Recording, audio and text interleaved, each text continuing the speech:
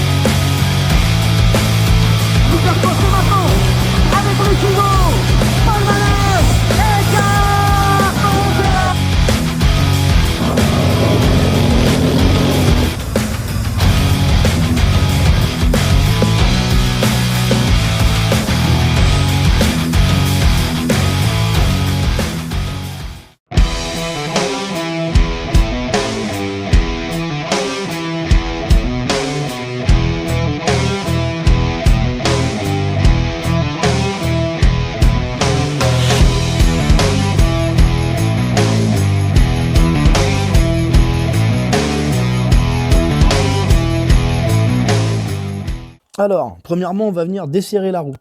Donc de ce côté-là, j'ai pris un cliquet avec du 22 et de l'autre côté, une clé plate de 19. Ok, ok.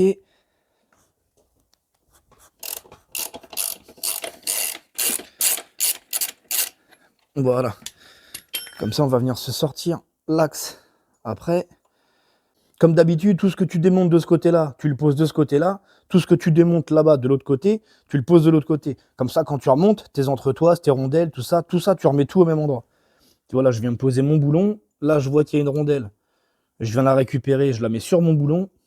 Et là, le tendeur de chaîne, je vais le poser de ce côté-là, parce que c'est celui-là. Ça, on va venir se les revisser à fond. Ça, c'est ton tendeur de chaîne, donc tu te souviens, on va venir les revisser à fond pour pouvoir avancer la roue. Et on va sortir la chaîne après. Donc l'axe ici, on est tout bon. Allez, on sort l'axe. Hop. Tu viens bien maintenir ta roue parce qu'elle va tomber.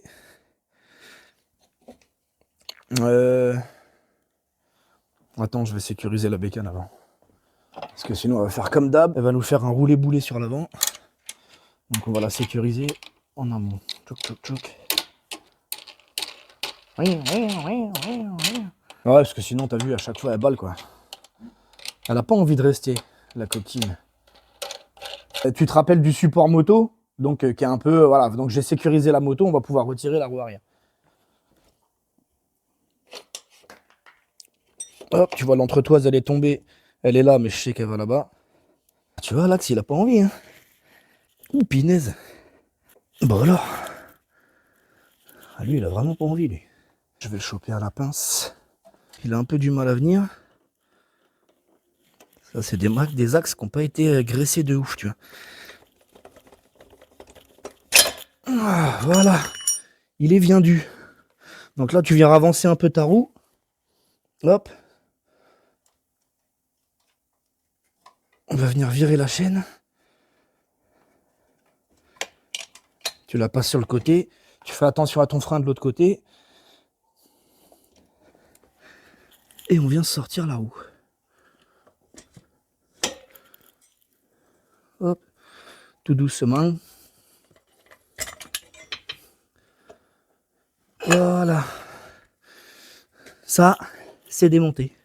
De ce côté-là, tu vois, j'ai mon axe, le tendeur de chaîne, la petite entretoise qui est tombée, elle va de l'autre côté, donc je la mets avec ses frères et sœurs de l'autre côté. Ton frein, tu n'as pas forcément besoin d'y toucher, tu le laisses dans sa cale, sinon tu peux te le décaler là, mais quand tu remonteras ta roue, tu sauras que ton frein, il faut le recaler dans sa pige ici, là.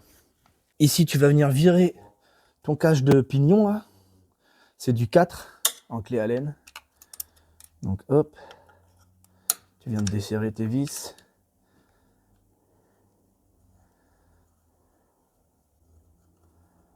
Ok, et celle-ci, ça vient aussi. Voilà, ça c'est sorti. Tu vois, moi je vais me laisser les vis dessus, comme ça je les perds pas, je le pose juste à côté, en attendant qu'on s'occupe du reste. On va venir sauter l'attache rapide qui est là, et on va se virer la chaîne, parce que là on change la chaîne. Donc on va sortir l'attache rapide, tu vois, elle est là, là. Je vais la faire rouler un peu, je vais la mettre au niveau du pignon là-bas. Voilà, tu vois, elle est arrivée ici. Donc là, je vais passer une vitesse. Voilà, tu vois, il est ici. Et ton pignon, il est bloqué parce que tu t'es passé une vitesse. Du coup, tu te prends un petit tournevis avec ton maillet. Tu viens le placer en haut, en direction de la sortie. Et tu viens lui mettre un petit coup. Hop, voilà. Ça, c'est sorti. Maintenant, on va sortir la petite plaque de maintien. Si elle veut bien. Tu vois, la chaîne, elle est quand même bien crade. Hein.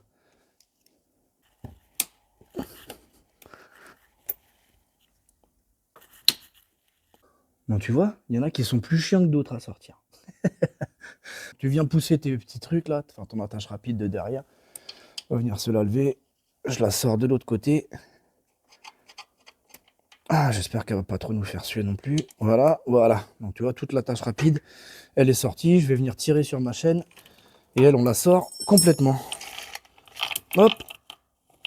Voilà, ça. Belle. Pour ton pignon, tu vois, c'est un clips qui le maintient. Tu te prends une pince à clips. Hop, tu viens dans les trous. Et tu viens sortir ton clips. Tchouk.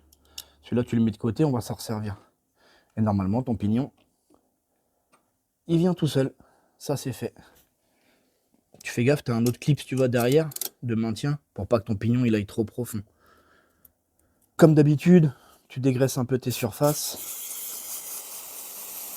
Si tu connais, moi j'y vais au nettoyant frein. On va mettre un petit coup de nettoyage un petit peu partout là. Et tu vois, la graisse de la chaîne, elle part un petit peu partout. Puis, si tu me connais, tu sais que j'aime bien décrasser tous les endroits où je remonte des pièces. C'est quand même beaucoup plus sain. Hop, le petit clips. On va le nettoyer un peu aussi. Bon, on va pas les passer à la machine non plus. Hein. Ok. Là, tu peux te remonter ton nouveau pignon. Alors, on était sur un pignon de 14. Là, on est passé sur un pignon de 11. Hop. Donc, pareil. Les écritures, vers toi. Ok. Tu vois, là, il n'y a pas d'écriture. Et là, on s'est écrit juste 11. Hein. Donc, les écritures, pense bien à les mettre vers toi. C'est son sens. Notre pince à clips. Tu viens reprendre ton clips. Et tu viens le repasser à son emplacement. T'hésites pas à l'aider un petit peu. Et après, on va venir le pousser à l'aide d'un tournevis. Tu vois, tac. Tu viens vérifier. Il est bien dans son encoche. On est tout bon. Pour ta couronne, rien de plus simple. Tu as 6 vis de 10 et en dessous, tu as des boulons de 13. Donc tu le prépares cliquet, douille de 10 ou alors clé de 10 hein, et une clé de Thérèse pour maintenir ton boulon en dessous. Tu viens la maintenir.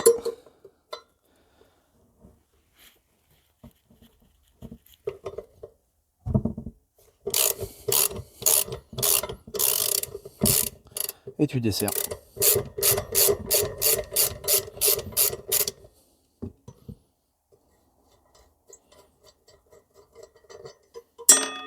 On est tout bon. Tu te mets ça de côté.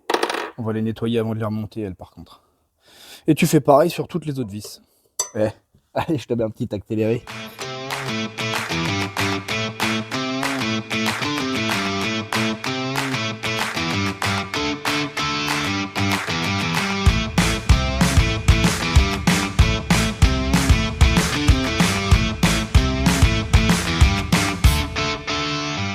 Et ta couronne, elle sort. Tadam. Le fameux tadam. Bon, et voilà. Celle-là, on va se la mettre de côté. Donc, comme d'hab, je vais prendre un chiffon. On va dégraisser tout ça. Voilà, petit chiffon. Un petit coup de propre avant le remontage. Ça fait pas de mal. Tu peux contrôler tes roulements là. Ouais, ça a l'air correct. Ça a l'air correct. Bon, après, fais en sorte de faire ça une fois que ta bécane, elle est propre. Parce que là, il me l'a ramené, putain, elle est un peu dégueulasse quand même. Hein. Bon, c'est pas grave. Donc une fois que tu as tout nettoyé, tu peux remettre ta nouvelle couronne. Donc on était sur du 53 dents, et là on repart sur du 50. Je t'explique juste après pourquoi il faut que tu optimises ta couronne, ton pignon, et puis comment ça fonctionne un petit peu. On se remonte ça et je t'explique tout ça. Donc tu reprends les emplacements, voilà, on tombe bien. Je vais nettoyer les vis et les écrous. Je sais pas si tu vas voir, mais c'est un peu dégueulasse tout ça. Hein. Et voilà. Bon, tu vois, on sera quand même beaucoup plus propre à remonter tout ça. J'aime bien quand c'est propre, j'aime bien quand c'est propre. Ouais. Bon, du coup, on va se remettre tout ça en place. Donc tu fais le sens inverse. Hein. Hop, et on va se remettre les boulons au fur et à mesure.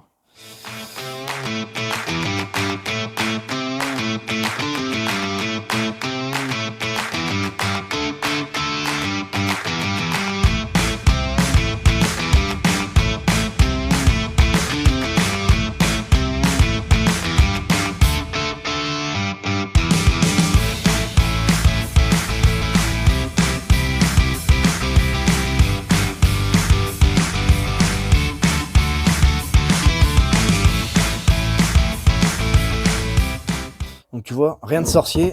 Et j'avais oublié de te préciser, je sais plus si je te l'ai précisé ou pas, mais c'est comme ton pignon. Les écritures, c'est devant toi.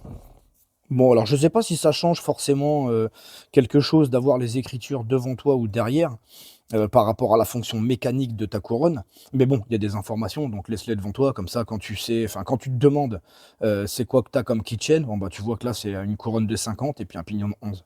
Logique. Allez, on se remonte ça sur la bécane. On va parler un petit peu de tout ce qui est couronne et pignon. Rapidement, je vais essayer de t'expliquer rapidement pour que tu comprennes un peu et puis que tu saches un petit peu quoi monter sur ta bécane. Déjà de base, ton kitchen il est prévu, alors on appelle ça une transmission. Sur une bécane, tu sais, ton pignon et ta couronne, c'est la transmission de ta bécane. En gros, quoi, en gros, dans les grands titres. Maintenant, on parle de démultiplication parce que tu as des dents. Et selon comment tu vas changer tes dents, tu vas dans le jargon, on appelle ça tirer plus court ou tirer plus long. Donc tirer plus court, ça veut dire que tu vas avoir plus de patates. Donc ta moto elle va partir plus fort, mais tu auras moins d'allonge, donc tu auras moins de vitesse de pointe. Et tirer plus long, donc tu auras forcément l'inverse, moins de patates, mais ta moto elle va tirer plus long, donc tu auras plus de vitesse de pointe. Pour jouer par rapport à ça, moi ce que je te conseille, c'est de rester sur ton kitchen d'origine, de regarder un petit peu c'est quoi le kitchen d'origine de ta moto et de t'adapter par rapport aux améliorations moteurs que tu vas apporter à ta bécane. Pour la faire court, ça sert à rien que tu mettes une couronne qui est hyper courte pour avoir plus de vitesse de pointe si tu atteins ton régime moteur avant que tu aies exploité ta transmission. Tu vois, là, ce sera pas bon, tu vois. Si ta bécane, elle est conçue pour rouler, je sais pas, mettons à 100 km/h, et que ta couronne, avec, tu peux prendre 120 km/h, bon, bah, ça va pas le faire. Ton moteur, il va gueuler, et elle va demander à avancer plus par rapport à ta transmission. Donc, la démultiplication, ça va être l'échange, en fin de compte, entre tes dents de pignon et tes dents de couronne. En gros, si tu veux gagner en vitesse de pointe, soit tu rajoutes une dent à ton pignon, soit tu enlèves 2 dents à ta couronne. Tu peux faire les deux, mais bon, je te le conseille pas trop. Si tu veux optimiser ton truc un tout petit peu, commence par faire comme ça. Donc t'enlèves 2 pignons, enfin t'enlèves 2 dents sur ta couronne pour gagner en vitesse de pointe, ou alors à contrario, tu rajoutes 2 dents à ta couronne, donc ça t'enlève de la vitesse de pointe, mais tu vas gagner en patate, en accélération, quoi, en gros. Voilà. Essaye de voir après le bon compromis, parce que c'est pareil, si tu tournes avec une bécane d'origine, tu vois, bah, vaut mieux laisser le kitchen d'origine. Si tu tournes avec une bécane qui est équipée kit 50, échappement, carbu, etc., bon, bah, forcément, ta bécane, elle va plus monter dans les tours. Il va falloir peut-être que tu touches à ta transmission. Enfin, je te le conseille même. Et après, bon, bah, si tu es monté avec du kit 70, kit 80, forcément, il va falloir que tu touches à ta transmission, parce que l'origine, elle va peiner assez rapidement. Donc voilà. Donc en gros, il faut que tu saches que une dent de pignon, ça correspond à 3 dents de couronne. Donc en gros, si tu veux, mettons, tu pars sur un kitchen qui fait pignon de 10, J'en sais rien pour te raconter une connerie, hein. Tu pars sur un kitchen qui fait pignon de 10 et couronne en 50. Tu vois? Si tu veux gagner en vitesse de pointe, ta couronne, tu vas la passer genre en 48 dents, tu vois? Ce sera pas mal. Ou sinon, ton pignon de 10, tu changes pas ta couronne, mais ton pignon de 10, tu viens passer en pignon de 11. Comme ça, tu vas gagner aussi. Bref, tu vois un petit peu maintenant comment faut faire. C'est assez compliqué de t'expliquer ça. Enfin, non, tu me diras, c'est pas si compliqué que ça. Mais voilà, bon, écoute, j'espère que tu auras compris un petit peu et puis que tu sauras comment adapter donc ton pignon et ta couronne. Allez, on se remet sur la bécane. Bon, alors du coup, pour remonter ta roue, tu fais le sens inverse de tout à l'heure. Tu fais attention à ton étrier, il faut que ton disque il passe bien dans tes plaquettes. Attends, je vais me poser ça là. J'ai nettoyé l'axe et je l'ai regraissé. Et tu vois, je le pose sur un plastique histoire qu'il ne prenne pas toutes les merdes. Ici, je me suis préparé donc l'entretoise, la rondelle, le tendeur de chaîne et mon boulon. Et de l'autre côté, mon petit tendeur de chaîne. Allez, c'est parti. Je vais venir engager le tendeur de chaîne de mon côté dans mon axe. Hop là. Et on vient se la remettre. Alors attends, je vais me reposer ça sur le plastique de ce côté-là, parce qu'on va passer de ce côté-là. Donc tu viens repasser ta roue. Voilà. Lui, il faut qu'il passe dans son guide en bas. Tu fais bien rentrer ton disque au niveau de tes plaquettes. Et là, on n'est pas trop mal. On va engager l'axe. Hop. Ok. Donc je viens toujours la tenir. Tu vois, mon axe, il est pile poil à la sortie, là. Nickel. Il y a mon entretoise qui passe de ce côté-là. Tu essaies de te la tenir. Hop. Elle est rentrée dans l'entretoise. Tu viens la régler d'ici en hauteur. Hop. Ton axe, il est sorti. Alors attends, je regarde de l'autre côté. Ouais, tu vois, il s'est mal mis. Je vais le ressortir un petit chouïa. Hop. Je vais le ressortir un petit chouïa. Parce que j'ai mon tendeur de chaîne qui s'est mis du mauvais sens, tout simplement. Donc je le retourne. Hop. Ok. Le tendeur de chaîne, on est tout bon. Donc là, tendeur de chaîne. Elle bouge toute seule, la moto, là. T'arrêtes, Morissette. Ma rondelle. Et mon écrou. Pareil, j'ai mis un petit coup de chiffon avec du dégraissant sur tout ça. Histoire que ce soit pas trop crade. Donc là, on est tout bon.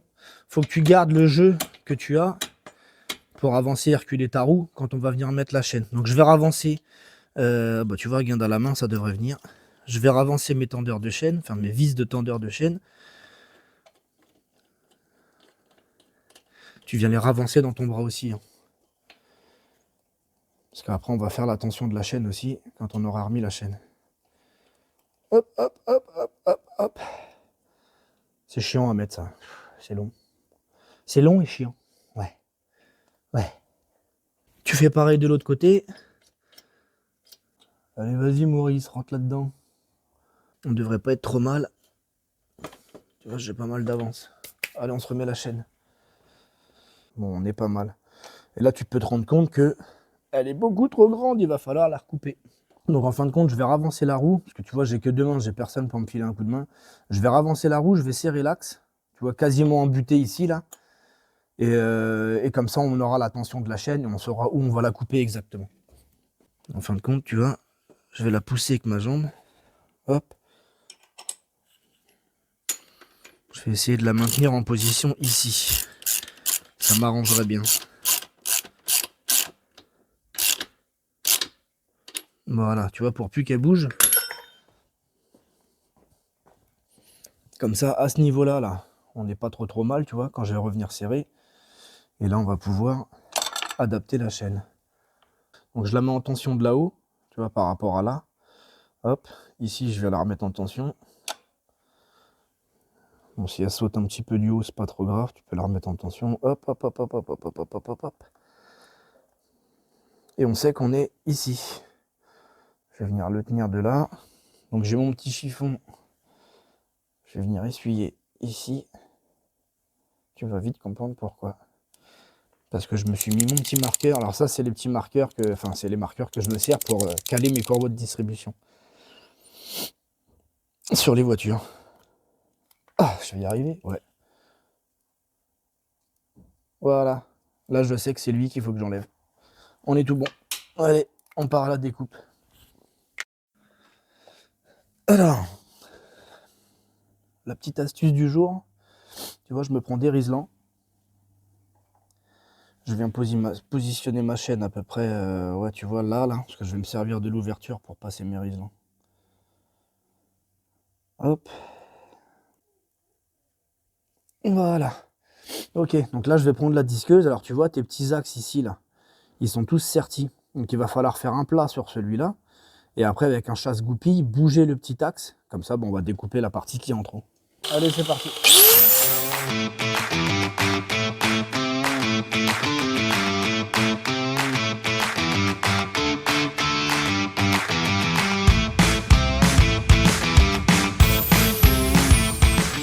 Donc une fois que tu t'es fait ton plat, il faut que tu arrives à rechoper, tu vois, il y a un petit rond, mais tu le verras peut-être pas à la caméra. On va le chasser avec un chasse-goupille. Normalement, ça devrait sortir.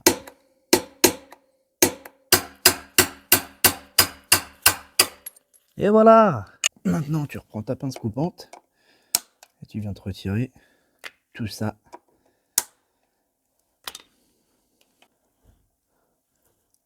Hop. Voilà. La petite plaque qui va bien. Tchouk. Et celui-ci, tu te rappelles, toujours dans ce sens-là.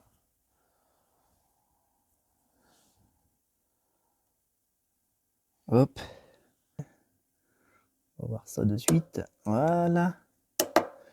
On est tout bon. Je vais venir redesserrer mon axe.